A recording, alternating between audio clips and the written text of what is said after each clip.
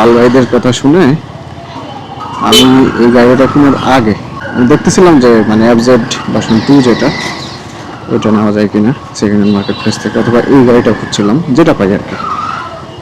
পরবর্তীতে যেটা হয় দুইটারটাও হচ্ছে যে মিলাইতে পারি নাই, মানে উল্টাপাল্টা দাম বলে।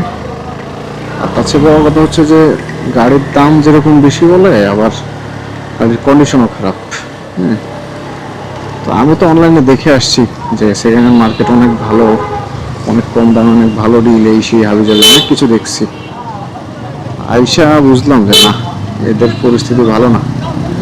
বেশিরভাগ আমাদের লাল ভাইদের প্রচার প্রচারণায় তারা এখনো টিকে আছে।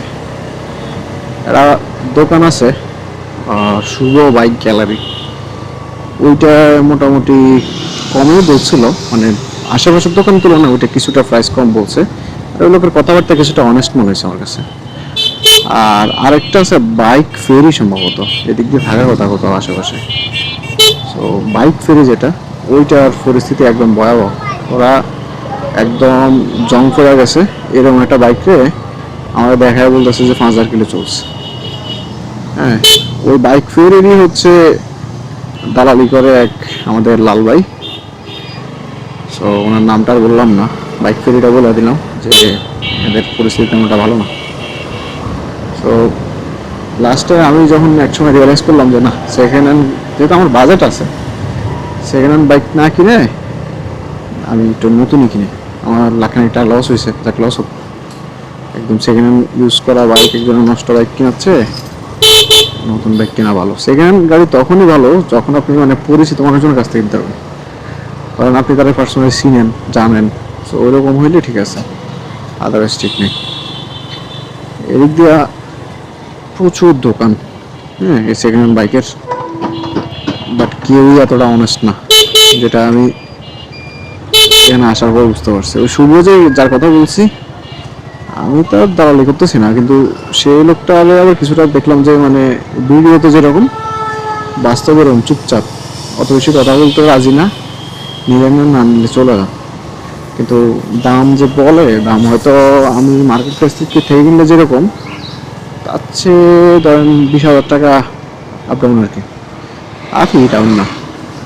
আর বাইক ফেরিতে তো আল্লাহ একবার, মানে গাড়ির দাম উদুম দাম চাইবে চাইয়া, আরো জঙ্কার বঙ্কার পাওয়া গাড়ি দেখাইব।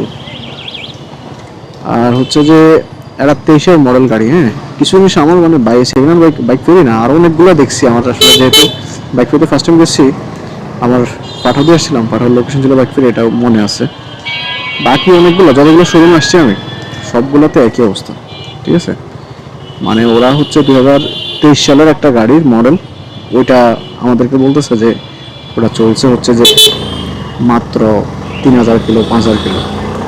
বাট অ্যাকচুয়াল সত্য কথা হচ্ছে মানে ওটা চলছে অনেক বেশি, ঠিক আছে। ওটা এত অল্প চলে নাই, কারণ একটা গাড়ি আমি যদি কিনি, হ্যাঁ, আমি কেন একটা গাড়ি 3000 কিলো তো বেচতে যাবো ভাই? 3000 কিলো মানে কি বুঝছেন? এক মাসে একটা মানুষ নর্মালি চালাইলে 1-1.5 কিলো চালায় ফেলায়, তাহলে 2 মাস পরে গাড়ি বিক্রি করে দেবে? এটা কোনো কথা? আর 2023-এর মডেল, 23, 24, 25, 3 বছরে মাত্র 5000 কিলো চলছে। এটাও আমার বিশ্বাস করাইতে হবে আপনাদের, মানে কি বলবো, বিশ্বাসযোগ্য একটা মিটার টিটার কমায় আমরা করেন যাতে জিনিসটা বিলিভ হয়। আমাদের মিটার কমানি এটা আমরা জানি, কিন্তু এমন কাজ করেন কেন যেটা হয়েছে যে আমাদের বিশ্বাস করতে কষ্ট হয়ে যায়। এই 60 ফিট এলাকাটা প্রচুর, মানে দেখছেন প্রচুর ইয়ের দোকান, সেকেন্ড হ্যান্ড বাইক।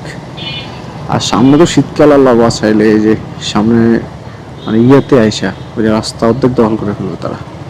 এখানে সেকেন্ড হ্যান্ড বাইকের শোরুম গুনলে মনে হয় যে হাজারখানেক হবে, কিন্তু হাতে কোনো 2-1 বাদে বেশিরভাগেরই ব্যবসার প্যাটার্নটা খুব বাজে। মানে আপনার ধরেন আসছেন, মারা খাইছেন, আর আইসেন না যান, এই ট্রিপের একটা করেন।